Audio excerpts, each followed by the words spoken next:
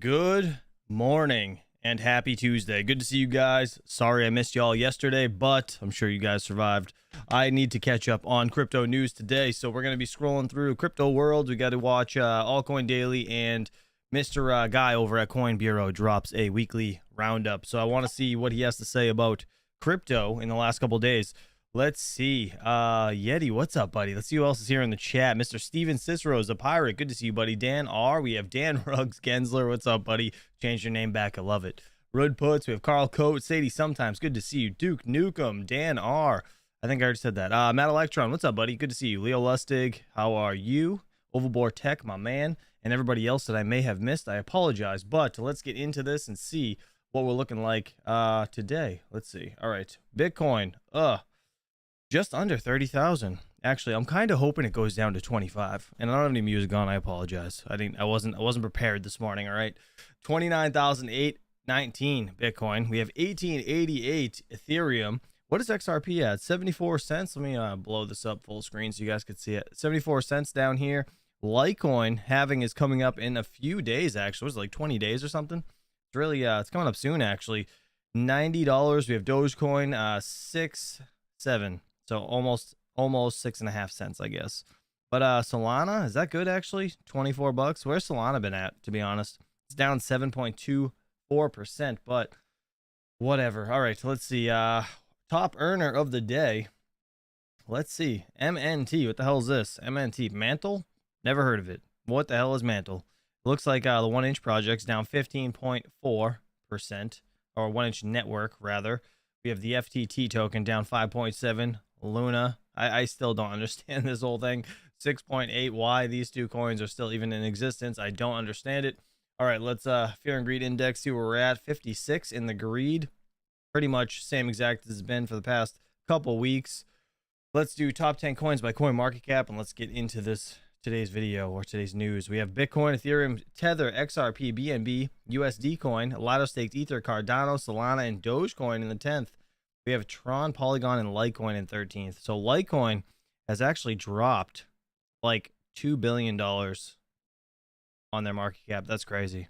Well, I hope it bounces back. I guess we'll have to see what happens after the halving. But anyways, all right, let's get into this because I really need to catch up on some crypto stuff today. So go over and check out Crypto World, CNBC television. I'll leave a link to all this stuff down in the description below. If you guys have any questions during this, please feel free to ask.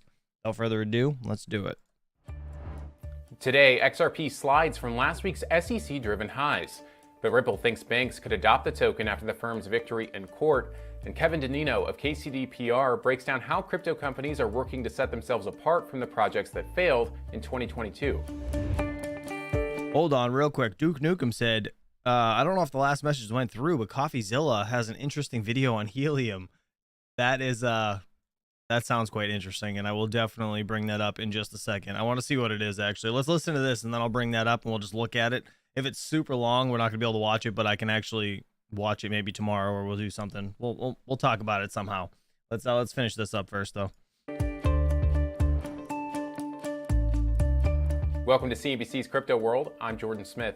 Digital currencies trading mostly flat through the weekend and into the new week. Bitcoin hovering right around $30,000, while Ether traded at $1,900. XRP, meanwhile, giving back gains as investors took profits from the huge rally last week, fueled by Ripple's victory in court. That token fell to around 74 cents. Okay, let's talk about the top stories. XRP might be coming down from its recent highs, but Ripple thinks the token has a bright future with banks. In an interview with CNBC, General Counsel Stu Alderati said Ripple expects to start talks with U.S. financial institutions about using its on-demand liquidity product, which lets companies use XRP for money transfers. Alderati told CNBC, quote, "We're hopeful that this decision would give financial institution customers or potential customers comfort to at least come in and start having the conversation." The renewed hope around TradFi partnerships comes after that ruling last week, which said that, at least in some cases, XRP does not operate as a security. Next, Binance is of course facing its own legal battle, and a current employee tells CNBC the company could lay off thousands as the Justice Department's probe moves ahead.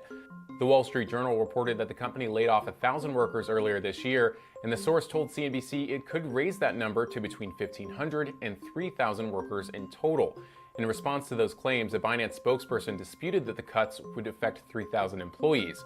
They said the high-end number was just not right. They also said the company was reevaluating whether it has the right talent and expertise in critical roles rather than right-sizing.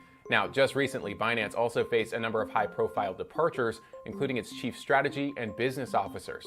Last, Coinbase is yet another crypto company facing scrutiny by federal regulators, but that hasn't stopped the firm's stock from rocketing roughly 200% this year. Now, Cathie Wood's ARK Invest, a huge backer of the stock, is cashing in by selling roughly 500,000 shares on Friday, worth about $50 million. It's the second time the firm's sold off some of its holding in Coinbase, having sold $12 million worth just 3 days earlier. Now, what's driving Coinbase's recent gains? Well, in part, it's surveillance sharing agreements with companies filing for spot Bitcoin ETFs, and some hope that Ripple's seeming victory in the XRP case could boost Coinbase's own chance of victory in its own legal battle with the SEC. Wonder if Cathie All right, was on mad to our about main selling. story. Even with companies like Coinbase seeing renewed investor interest and Bitcoin hovering in the $30,000 range, interest in crypto remains way down after 2022's implosion. So how are companies trying to set themselves apart and make their case to customers? Well, Crypto World's Sinead McKeel asked Kevin Donino of KCD PR to break it down. Let's start by having you set the landscape for us. What is it like for crypto businesses right now that are trying to pitch themselves, especially in the US? And as I was just saying to you before, we're a few months removed from the collapse of FTX and, similar bankruptcies, not just, within crypto, but we have a whole new batch of uncertainties, regulation, and so forth.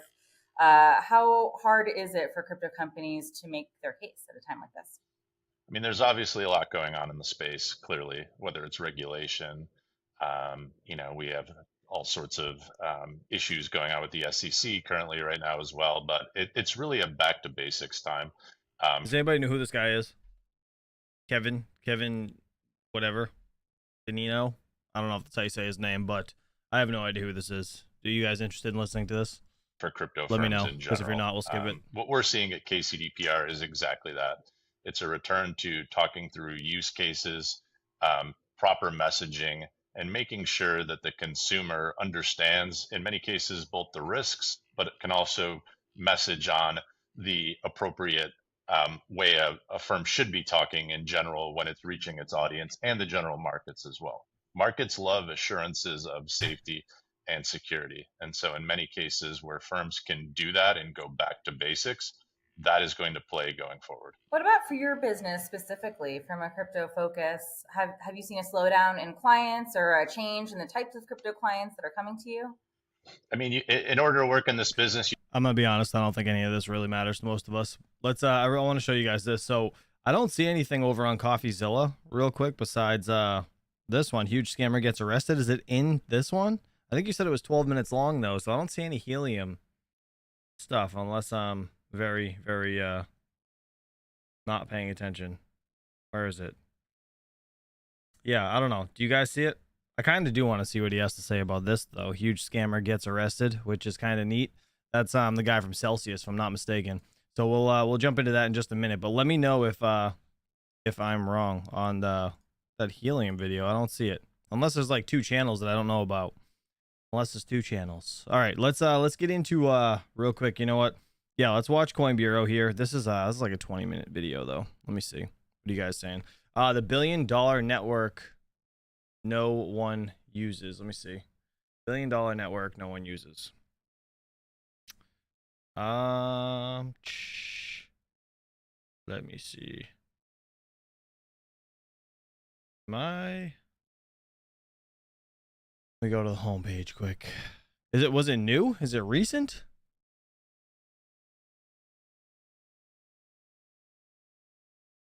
Maybe we'll just go over that one tomorrow. Yeah, we'll go over that tomorrow. I'll try to figure out exactly which one it is. If you could, DM me in Discord. That'd probably be easier, to be honest. And then we'll, yeah, that would be the best way to do it. Oh, didn't mean to move that over. Damn it. All right, let's listen to Coin Bureau. He kind of wraps up everything, so I want to know what the hell's going on here, and then we'll jump into a few other things. So if you guys have questions, feel free. Just add me in the chat.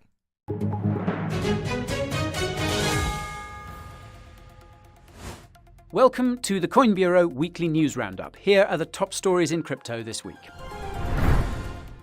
Crypto market rally. Bitcoin dominance drops and altcoins take off after Ripple secures a partial victory against the SEC. Why did the crypto market crash less than a day later?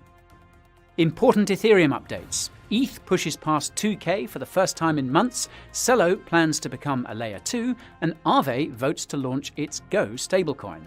How will this affect ETH? BNB's red flag. Binance lays off thousands of employees shortly after its exchange token announces an upgrade that allows for its blockchain to be frozen. When will the Binance FUD finally stop? Wait, didn't they just say they were going to lay off people? I didn't think they did it already. China's economy chokes. The world's second largest economy stumbles, leading to speculation that its central bank will have no choice but to print. What does it mean for the crypto market? And a closer look at last week's top performing cryptos and where they could be headed next. All this and more in just a moment. Good morning, afternoon, or evening. Thank you for tuning in. My name is Guy. None of what follows is financial advice. He does have a and perfect here beard. is the news. Last week, the crypto market experienced an explosive rally. This was in large part due to Ripple's partial victory over the SEC. Now, we say partial because the judge ruled that Ripple's XRP sales to institutions were unregistered securities offerings, meaning the company could still be on the hook for these sales. The other part of the partial is what caused the pump, though, and that's the ruling that XRP itself is not a security. Moreover, sales of XRP on exchanges and other secondary sales were also ruled as not being securities offerings. Now, we'll be doing a deep dive into this historic ruling later this week, so stay tuned. The news, of course, caused XRP to explode, and other altcoins the SEC had labelled as securities in other cases followed suit. This was somewhat surprising considering that XRP is significantly different from most altcoins, and you'll know this if you watched our video on the SEC's reasoning about these alts. In any case, the consequence of this massive altcoin rally was an equally massive drawdown in Bitcoin dominance. As you can see, Bitcoin dominance has crashed, and BTC currently makes up around 50% of crypto's market cap. This is a key level that may or may not hold, but a bounce seems likely. If you're subscribed to our weekly newsletter, you'll know this is because there isn't a marginal buyer around to keep pumping everyone's altcoin bags. In case you haven't noticed, interest in crypto is still relatively low, and this means there aren't retail investors to turn this altcoin pump into an alt season. Of course, Real quick, I'm going to put a poll in the chat. I want to know if you guys are purchasing Bitcoin right now, because to be honest, like accumulating Bitcoin at this time in the market, just thinking about all of the Bitcoin ETFs that are getting applied for and how honestly scarce Bitcoin is going to be in the next like 100 years, it's going to be interesting. But I feel like we have a real big opportunity to, I guess, make our families or bloodlines like have actual money in the real world in the next, so many years by getting into Bitcoin at this point in time. But that's just my opinion. I'm definitely going to be purchasing more. I'm hoping it gets down to like 25 and then bounces back, but we'll see. this could change if the crypto industry continues to win against the SEC and its ilk. But for now, it seems like most of crypto's victories have centered around Bitcoin. Besides the spot Bitcoin ETF application by BlackRock, an actual spot Bitcoin ETF is expected to list in Europe later this month. Regardless, what everyone is wondering is why the crypto rally was cut short. Now, in theory, it was because of the FUD around Binance laying off lots of employees.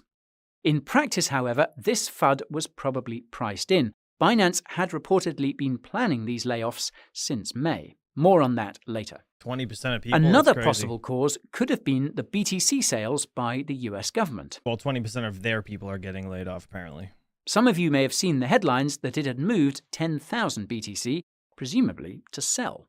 The last What in the hell, fully electric? You said you're buying about $500 daily? That's crazy. All right, I'm going to put that poll up now. time this happened was back in March, and crypto crashed shortly afterwards. Consider that 10,000 BTC had been sent to Coinbase in March. This is another topic that we'll be tackling later this week, so be sure to keep your eyes peeled for that as well. Now, the good news is that the crypto market retained most of its gains despite the subsequent flash crash. The bad news is that there's still no shortage of catalysts that could take it lower. BTC's daily chart suggests we could be in for some short-term pain, but again, we'll come back to that later. For now, though, let's turn our focus to Ethereum. ETH managed to push past 2K last week, and if you're subscribed to our weekly newsletter, you'll know this could be a sign that the crypto market is headed higher in the short term. Be sure to sign up so you don't miss our forward guidance, link in description. Anyways, it's easy to understand why ETH had such an impressive pump when you realize that the Ripple victory wasn't the only positive catalyst for its price. For starters, Ethereum surpassed a milestone of 20% of ETH's supply staked, further increasing the security of its already secure blockchain. Ethereum builder Consensus also revealed its zero-knowledge EVM Layer 2 scaling solution dubbed Linnea. Now, before you get too excited, the company said that it has no plans to issue a token, but, well, I suppose that's what every Layer 2 says when they start. A token always seems to come eventually. Speaking of Layer 2s, though, Starknet, another zero-knowledge solution, released an upgrade that increased its transaction speed to 90 TPS. Now, this doesn't sound like much until you remember that Ethereum's upcoming dank sharding upgrade will further supercharge Layer 2s. More about that in the description.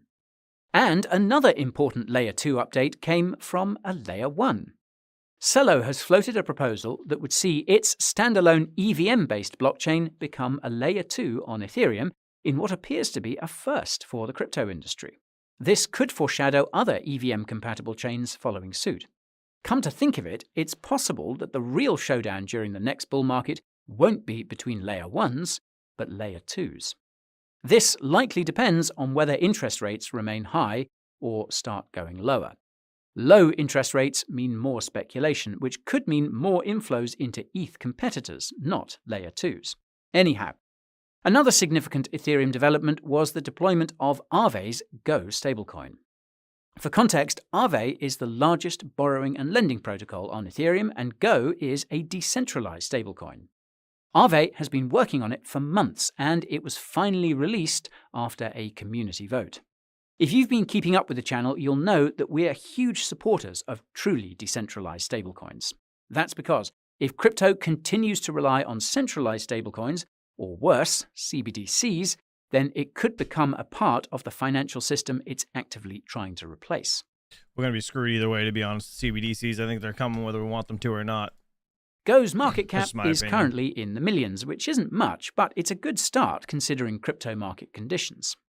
For reference, the demand for decentralized stablecoins like DAI is closely correlated to ETH's price. If ETH continues to pump, expect Go, DAI, and others to grow. Now, the only really bearish headline about ETH wasn't really ETH-related, and that's Coinbase being required to restrict ETH staking in 4 US states. If you watched our video about Coinbase's lawsuit, you'll know this could be bad. Winding down ETH staking could be an admission that it constitutes a securities offering. For what it's worth, Ripple's partial victory over the SEC likely means more profits for Coinbase, especially since the exchange relisted XRP shortly after the ruling. This will give the exchange the financial firepower it needs to keep regulators at bay until reasonable regulations can be passed. Wait. Coinbase relisted Ripple? Did they really? I heard there was like a rumor that they might, but I didn't know they actually did. I'm going to have to look this up now. On that note, another exchange that's been facing regulatory scrutiny lately is Binance. So far, the exchange has been targeted by both the US SEC and the CFTC, as well as regulators in other countries. There's also been speculation for months that the Department of Justice is lining up to take a swing as well, and this has created significant uncertainty. Like Binance's layoffs, however, this possibility has already been priced in for months. That's why it's strange that the recent report that Binance had laid off 1,000 employees seems to have shaken the market so much. This could be because of the high-profile resignations in recent weeks. Even then, though, it's believed that these resignations occurred on good terms, and most of the positions have since been replaced by even more impressive hires. Never mind the fact that Binance has been making progress with regulators elsewhere, namely in Kazakhstan. From our perspective, the only genuinely concerning Binance-related news came from BNB last week. For those unfamiliar, BNB was originally created by Binance and was, or rather is, the exchange's native coin. Naturally, its ownership seems to be concentrated in-house, so to speak. Looks like they did actually allow you to trade it like 4 days ago. That's crazy. That's awesome, though. The concerning news in question is an upgrade that BNB will be undergoing this Wednesday. As reported by Cointelegraph, the Zhangheng upgrade will make it possible for Binance's validators to bring the blockchain to a halt in case of an emergency, such as a massive hack or exploit. If this sounds familiar, that's because Ethereum developers tabled a similar proposal a few weeks ago. The differences are that ERC 7265 occurs at the smart contract level, not the blockchain level, and that this circuit breaker feature is voluntary. Developers aren't obligated to use it in their dApps. Like the Zhangheng upgrade, the ERC 7265 upgrade was tabled because of all the DeFi hacks and exploits that continue to plague the industry.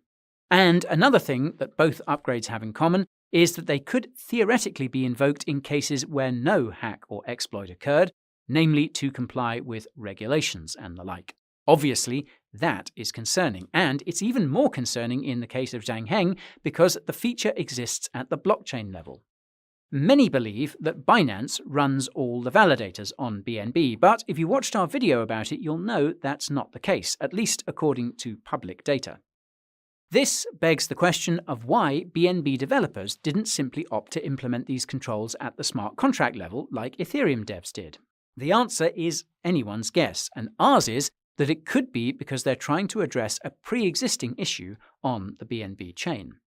Some of you may recall that one of the entities which exploited BNB took out a massive loan against BNB using the Venus protocol. In June, there were concerns that the BNB the exploiter used as collateral would be liquidated, and that this would cause BNB's on-chain price to collapse. It seems the BNB chain team worked to unwind some of this position by paying back a portion of the exploiter's loan, but apparently most of the loan remains, along with the liquidation risk. Implementing a freezing feature at the blockchain level could be the only solution, given the circumstances. Anyway, speculation aside, the upgrades proposed by BNB and Ethereum developers set a chilling precedent for the entire crypto industry. I just put another poll in the chat. I want to know if you guys use Binance, whoever's here. I know some of you guys can with the VPN, so that's why I put yes, but I shouldn't. And then if anybody's in, like, you know, other countries that can use Binance, just say yes, not in the US though, obviously that's the one. But I put earlier we had the other poll with Bitcoin. Are you still purchasing Bitcoin? I said mine and convert to BTC. Most of you guys are doing that at 39%. That's actually kind of interesting and excellent, to be honest. I'm happy that you guys are doing that because that's kind of securing your mining situation, at least in my opinion. Some said every week, 36%. That's crazy. That's a lot. A lot of you guys purchase some. So you guys purchase with fiat every week, or do you guys convert crypto every week? I'd like to know in the chat. Let me know. And then it says, no, I just have my hodl bag, 21% of you. That's kind of where I was for quite some time, but now I'm starting to get back into purchasing some. And then some every day is just fully electric at 2%. I'm assuming it's just fully electric. We could soon see other Layer 1 blockchains implement similar upgrades, making it possible for regulators to ensure total compliance. Some would say that is not very crypto. This relates to another elephant in the room, and that's China. If you watched our video about China's new central banker, you'll know the country hasn't been doing too well lately. Oh, Tommy Coin said, I keep half my mining, sell the other half to BTC weekly. That's a very good actual plan. I really like that. I do. Sell the other half to BTC. That's very, very smart, actually. The economy is slowing, the yuan is collapsing, and the new central bank chief has a history of cracking down on crypto. You'll also know that the yuan's weak position is making it difficult for the People's Bank of China, or PBOC, to respond and fix its problems with stimulus. This is why it's interesting that Western media outlets keep calling on the PBOC to start printing. They probably know it'll further weaken the yuan. If you watch that video, you'll also know that further weakening of the yuan means more capital control, which could translate into crypto crackdowns, possibly even in Hong Kong. As it so happens, Hong Kong's so-called crypto grey zone is reportedly attracting lots of money from the mainland. And in the midst of all... Mr. Rud Puts with the €249. Thank you so much for the super chat, buddy. SW, egg, base to the waning gibbous moon, hoddle, coffee, elephant, in room. Appreciate you, buddy. And Retro Mike. Look what came in. I got my cell phones ready to go. I got to actually watch your video. And these are going to be a pain in the ass to set up, aren't they? To do 10 of them, because that video was pretty long. I'm like, man, if that takes that long to do every single one of these phones, I'm going to be there all day watching that video on repeat. It's going to be interesting. This mess, We'll get into that in a Circle minute. CEO Jeremy Allaire came up with an admittedly rather self-serving solution that could help solve some of China's woes, and that's to issue a stablecoin in lieu of a CBDC. FYI, most stablecoins are backed by government debt. A yuan stablecoin could allow China to subsidize its debt. It would also allow Circle to make some more money, assuming it's selected as the issuer of said yuan stablecoin. This seems badly needed considering that Circle has started cutting its workforce, something that we predicted because of USDC's declining market cap. Yield on reserves is how Circle makes money. Unfortunately for Circle, China is going full steam ahead with its CBDC. Case in point, the PBOC is now testing offline payments in digital yuan using SIM cards. It's safe to assume that the PBOC is rushing to roll out the digital yuan under its new leadership. CBDCs make it easy to impose capital control. Wait, what? The banks plan to enable users to make phone payments by integrating a digital yuan app with specialized super SIM cards? What? Is that why, God damn it, I'm going to mess it up again. What was that coin? Wasn't Nervos, was it? No, it's Conflux. Conflux, the SIM card thing. Is that kind of why Conflux kind of popped off? Is that like the same type of SIM card stuff that's going on? Fortunately for It's China, weird. it has so far managed to prevent an economic implosion by focusing its stimulus on specific sectors. One of the largest recipients of this targeted stimulus has been the housing sector, where prices are reportedly resuming their decline after months of trading sideways. At the same time, China's exports have fallen off a cliff, down more than 12% compared to the previous year. It's wow. easy to forget that this is simultaneously a sign that Western economies aren't doing too well either. After all, most of the demand for Chinese-made goods comes from the US and the EU. Demand for goods in the US and EU has likewise fallen off a cliff due to a combination of factors, including a supply glut due to over-ordering, consumers spending more money on services than goods, and consumption being kept down by rising interest rates that in many places are showing no signs of coming down. In fact, investors are still pricing in a 25 basis point rate hike at the Fed's next meeting, despite the soft inflation reading we got last week. This means that the economy could continue to weaken, and that means it's only a matter of time before central banks around the world start stimulating. The only question is when, and you'll know the answer when crypto starts rallying. It's the most sensitive to changes in liquidity. The rally we've seen since the start of the year suggests that liquidity is already rising, but it looks like the real resurgence in liquidity is still to come. So, be prepared. Turning now to the charts, we can see that BTC has fallen below the Bollinger Band moving average on the daily chart and seems to be squeezing. This moving average has been a zone of support and resistance across all BTC's timeframes. A squeeze down means more pain, a squeeze up means more gain. This ties into the ETH BTC chart on the daily.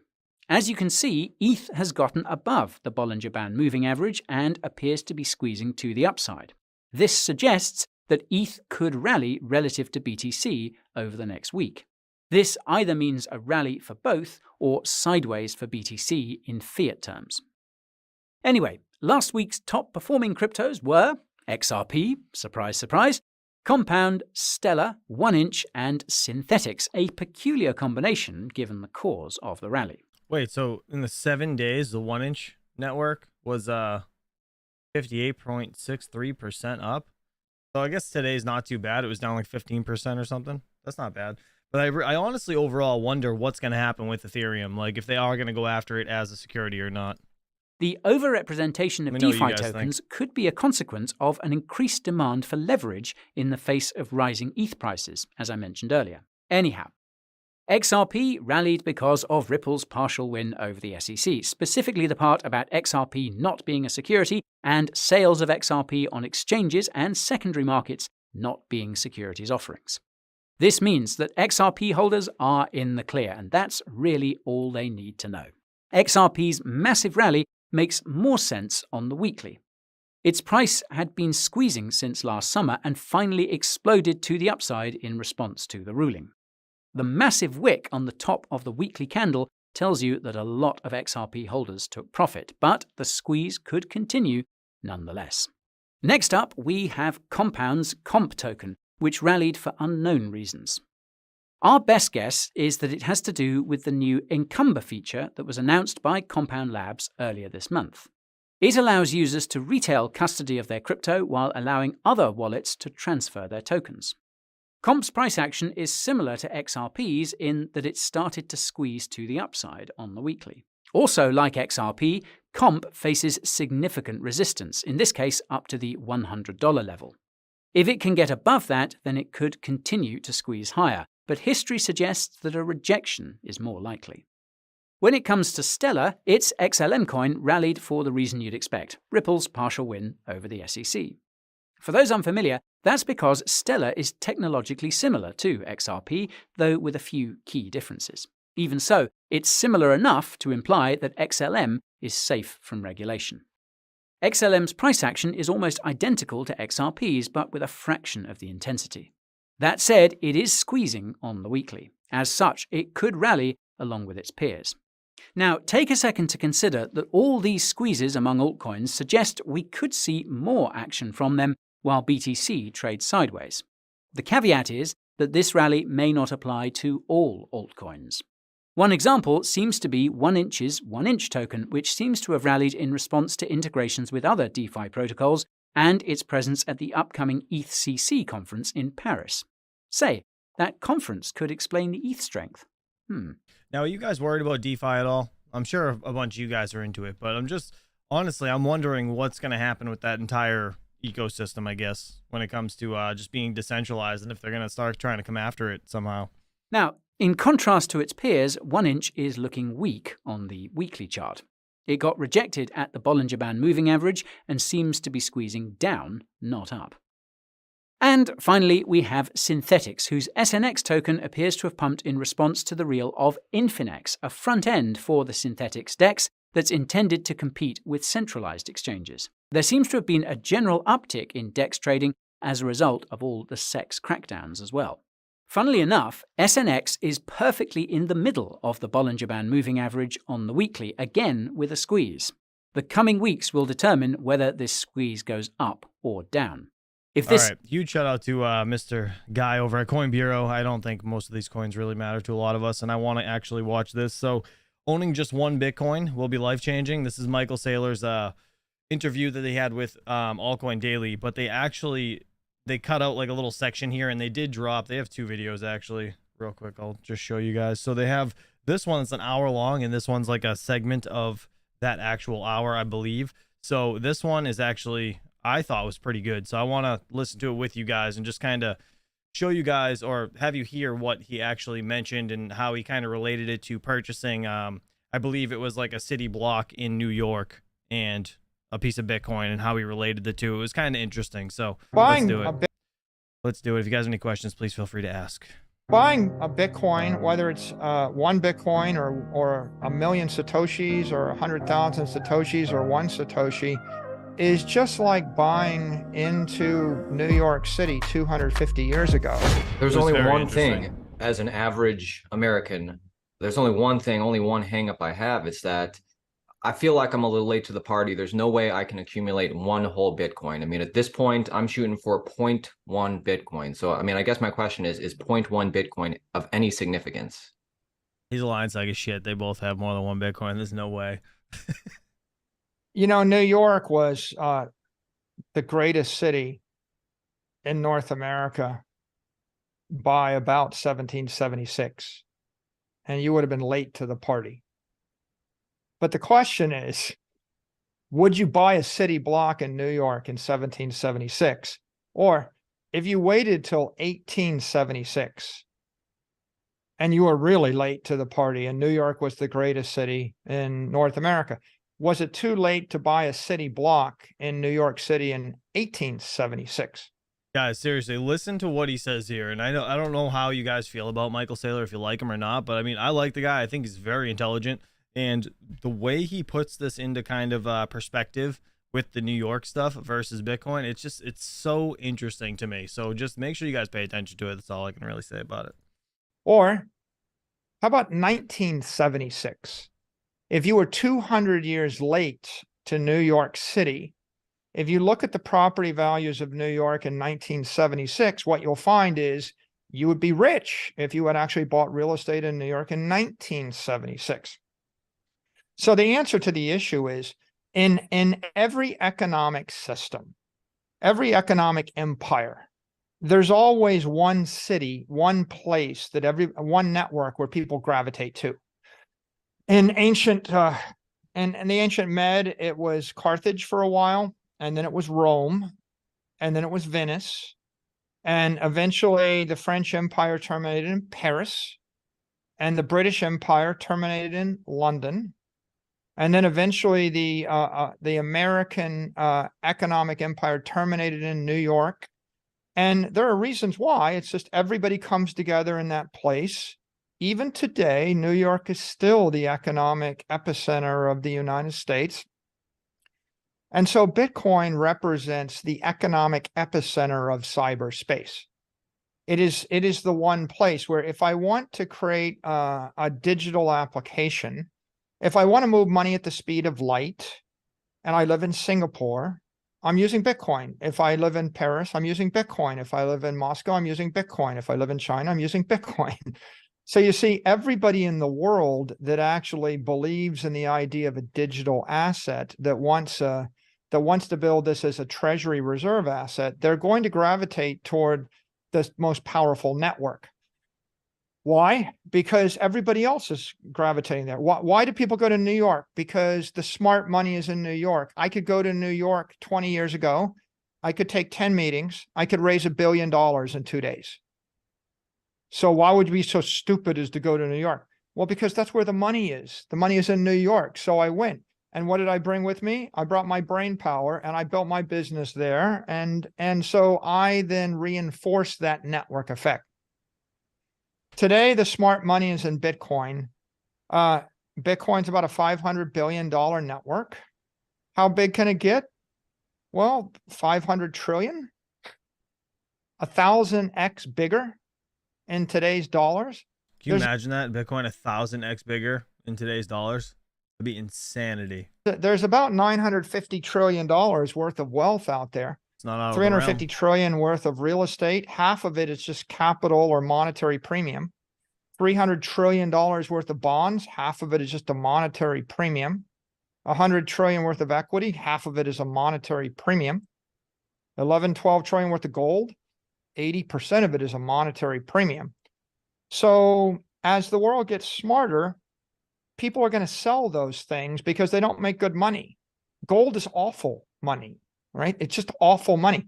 If you store your money in gold, you're losing half of your wealth every 35 years.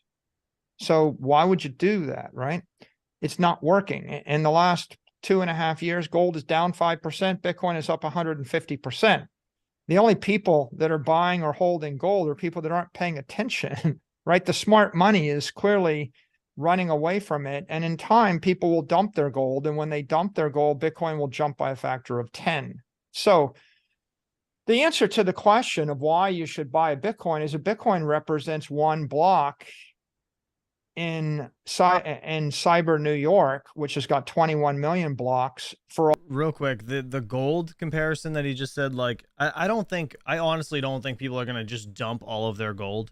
I mean, investing more into Bitcoin over gold, yeah, it's way easier, and I get his points, but I don't think gold's going anywhere. You kind of need to diversify a little bit. You can't just put everything into one asset. So I think holding a little bit of everything is smart, but I kind of understand what he's saying. I don't know if you guys agree with him on that end or not. Let me know. For all of eternity. And in the year 2500, people are going to be moving to cyber New York, right? I mean, New York was founded a long time ago, right? The only thing that keeps people from continuing to come into the great city, whether it's the New York or the London or the Paris, is when the economic flows move from the physical domain to the digital domain. As long as you did business in an analog world where you had to like put on a suit and walk into a building and meet with people, then you're going to see London and Paris and Tokyo and Hong Kong be great cities. When the economy moves to the digital realm and you don't have to put on a suit and walk into a building, and you can have a Zoom meeting of 20 people in 20 places and raise $1 billion in a day, right? Then some of the economic energy drains out of the city networks and it drains into the crypto network. And so buying a Bitcoin, whether it's one Bitcoin or a million Satoshis or 100,000 Satoshis or one Satoshi, is just like buying into New York City 250 years ago. Yeah, sure, you're late. People got there 100 years before you. Okay. Well, in this case, someone got there 14 years before you. I once tweeted, very famously, I said, I think Bitcoin is, going the way of online gambling. And I think Bitcoin is like $100 a coin then. Okay. And I was wrong, but I didn't need it. I was wrong. When I needed Bitcoin was $9,500, $10,000 a coin. And so I bought it at $10,000 instead of $100. People will buy it at that's a good question. And actually to ask you guys, what was the lowest that Bitcoin was when you found out about it that you didn't purchase it at that you could have? Mine was when I literally saw it at 3,500 after it crashed from the 2017 highs. So I was like, why? But I couldn't wrap my brain around why people were paying $3,500 for this cryptocurrency or just fake money, right? At the time when I found out about it. And everything else was like, Litecoin was like $5. Like it was all super low. So let me know what the lowest you guys saw Bitcoin at was. I'd be super interested to know. 100,000. They will buy it at $1 million. They will probably buy it at 10 million, right? Because how much does it cost for an apartment in Manhattan? People pay $10 million damn for 4,000 square feet. 10 million. DJ, $200 to $300 ish. What? You knew about it back then? Bro, that's crazy. 600 says Chris. Oh my God. Nerby 6K. Dude, I've been there. I hear you. That's when I started buying into it when it started raising. But that's crazy, man. Wow. $1 million, right? All of Manhattan was purchased for what, like $29 in beads or something? If you roll the clock back, some nothing. And so you can't really get caught up in what the unit price is. You have to ask the question, what is the dominant network in cyberspace? And Bitcoin is the dominant network. And the reason it's the dominant network is a bunch of things. One, all the smart money arrived there, right? If all the smart people that wanted a decentralized, non-sovereign store of value crypto network, if they all showed up, looked at 10,000 choices and picked this one and put all their money on it, right? That's like all the smart people, they showed up in America and they picked New York. You know why they picked New York? New York is sitting on 200 million year old granite schist, right? It's indestructible as an island, Manhattan. It's sitting between a bunch of rivers. It's sitting in front of one of the world's great harbors. And it's sitting at the mouth of the Hudson River, which is a mile wide, deep, and it goes straight right into the heart of the country. So if you were picking a port city, it was the most rock solid, geographically sound, logistically sound, well-engineered port you could possibly imagine, and so it matters. And Bitcoin represents the same thing. Bitcoin is backed by 400 exahash of digital energy And 400 exahash of digital energy makes it the most powerful computer network in the world. And so if I'm going to put $1 billion on it, I would want the indestructible, nation state resistant, fault tolerant, most powerful computer network in the world. I wouldn't want the second most powerful network. And I wouldn't want a network 100 times less powerful. I want a network where you would need every computer in the world to slow it down 10%, and you would need all the electricity in the world to slow it down 10%. And that's what Bitcoin represents, because of the way it's engineered. It represents an indestructible, unstoppable, most powerful computer network. And so anybody is looking to, if you're looking right now, you shouldn't look at it as, well, I wanted to buy something cheap and wait for it to go up 100x, so I better buy something that's a penny stock. Like, you know, there is a meme, we call it penny stocks, right? The whole joke of a penny stock is, if you really wanted a penny stock, we can manufacture thousands of them. That's the theme of the room, of the movie Boiler Room. You know, the Wolf of Wall Street did that. It's been going on for hundreds of years. People manufacture a penny stock and they tell you, you'll buy it for a penny. It's going to go up to $5. You're going to make 500 extra money. That's not what you want.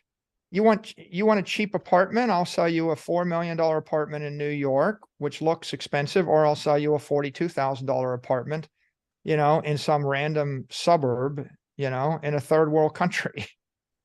But the point really is, which is the better real estate investment? It's not a matter of the cost to buy the thing. It's a question of how secure is the network you're buying into. And everybody will tell you, you buy the beachfront property in Palm Beach or Miami Beach, you're better off to buy a house on land than to buy the apartment. You're better off to buy the apartment in the good building than the bad building, and you're better off to buy the apartment in the good neighborhood than the bad neighborhood.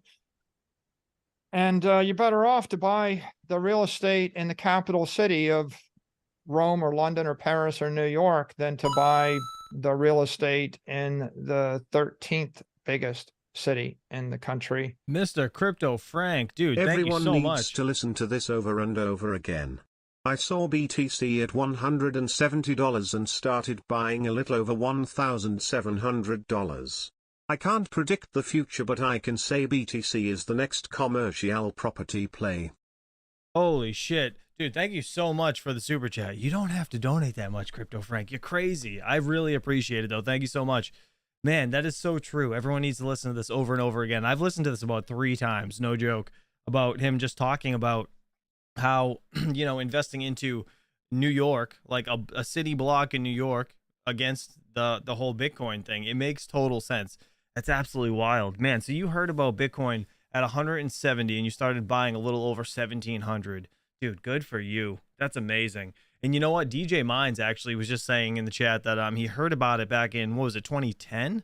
Is that what you said, DJ? Let me just scroll up quick and see. I think you said it was 2010, and it was from all these stoner kids that actually were just online, whatever, and you thought it was just trash, and they didn't keep any of it. They just used it to buy whatever, drugs or whatever they were doing with it. That's crazy, though. Man, that is wild. It's so weird to see when you guys all heard about Bitcoin and when you actually ended up purchasing into it after you realized what it was. That's so crazy. So crazy. All right, let me get out of this actually. Let's see if you guys have any last questions in the chat. We're going to be getting out of here shortly, but Crypto Frank, man, thank you again so much. You're insane. I really do appreciate it. Let's see. My friend was at the bar while we were drinking and buying around $200. He now has a mega mansion in Miami, $27 million. What? Said Crypto Frank. Jeez, man. That's crazy. Man, I wish I had friends that were into like crypto and Bitcoin and stuff. Like literally when I got into this, I didn't know anybody that streamed. I didn't know anybody that knew anything about crypto, anything about building computers or anything like that. Like literally I've had to learn everything in the past like couple of years all by myself. It's absolutely crazy. Scared money don't make money. So true, DJ Mines. So true. Man, that is crazy. Man, Crypto Frank, you must have some serious bags of BTC if you were buying at 1,700. That is insanity. I'm so happy for you, though. That's awesome. Man, you crazy. You are crazy, sir. All right, let me see when everybody else found out. I personally purchased BTC, says Fully Electric, when I gotten a 105 Oh, when it got into 105 in 2013. Well, that was the guy wanted for them. I invested 5K. Wow, good for you. So you bought it like black market style, kind of, just somebody that was local. That's crazy. And where was it? What's his name? WK2 or something? WX2, where is it? I gotta find you. He said the only way to buy WX2, that was it. He said the only way to buy BTC was to stuff money in an envelope and send it to Canada when he found out from his stepson, I think he said. I gotta find the actual response you put in the chat. I can't find it. It's somewhere, but I think he said that was the only way to purchase it when he found out about Bitcoin. That's so crazy. You imagine stuffing money in a freaking envelope and shipping it to Canada, and then hopefully that person sends you the Bitcoin. That's crazy. Yeti, yeah, he used to use local Bitcoins is the service. It was it's still a thing. Let me find out. Localbitcoins.com. Yeah, it's still a thing. This right here. You can you sign up for it, I guess. What does it say? Local Bitcoins has decided to stop providing Bitcoin. Oh, wow. To stop providing Bitcoin trading services. New account registration was suspended on 2/9/2023. So it's done. Is that legit? Oh, boy. Yeti. Goddamn. That's it. That's all over. Can't do it no more. That's crazy. Well, you used to be able to trade it on this site. I thought it was still a thing. So it closed down in February of this year.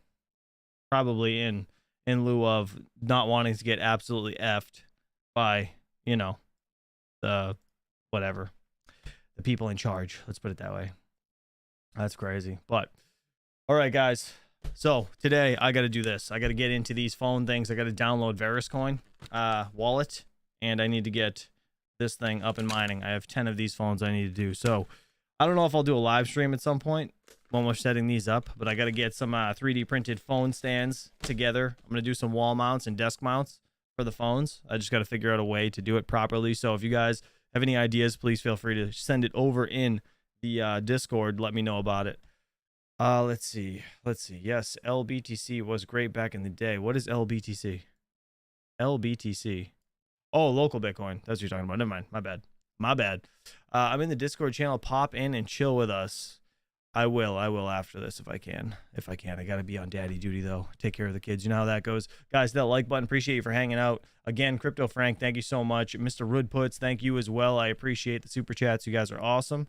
And let's see. Is there any other last questions just before we get out of here? 10 years ago, I put my PC to mine. At the time, I stopped because I didn't understand. Now I regret it. Oh, man. That's brutal. I wish I knew about Bitcoin then. I really do. I mean, so does everybody, right? Hindsight's 2020. Boinker, have a good day, buddy. Appreciate you. Mr. Black Cat, thanks for hanging out.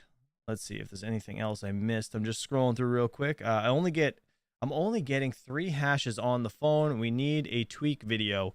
You know what? So I don't know if you saw Retro Mike's video, but Retro Mike Tech has a pretty good walkthrough video of the... Actually, it's a perfect walkthrough video of setting up these phones. I don't know if you... Oh, God, that was loud. Sorry. I don't know if you guys actually followed this or not right here. He has 99 likes on this. Guys, get him to 100 likes. I'm going to share this video. So this is what I'm going to follow to do it, and we're going to see how it goes. But I guess it's kind of like anything else, right? With with cooler phones, I'm assuming they're going to hash more. It's kind of like cooler cards, cooler CPUs. You're going to get more hashes out of them. So I want to see if putting a heatsink on the back of these and a fan, if it helps cool them off or not. I think that would be kind of a neat thing to try. So I have a couple like 2-inch deep brass heat sinks that I can just stick right to the back of the phones to see if it helps cool them off or not. I'm going to try that out, but I want to see what the average hash is of this anyways. Retro Mike said that it should be around 4, so I guess we're going to have to see. But anyways, guys, have a good day. Hopefully you guys enjoy your Tuesday. I'll see you guys bright and early tomorrow morning, and I'll try to put out a couple shorts today because I've been slacking the last week or so. But anyways, guys, have a good day, and I'll catch you guys soon. Again, Crypto Frank, everybody else, appreciate you guys for being here. I'll catch you soon. Peace out.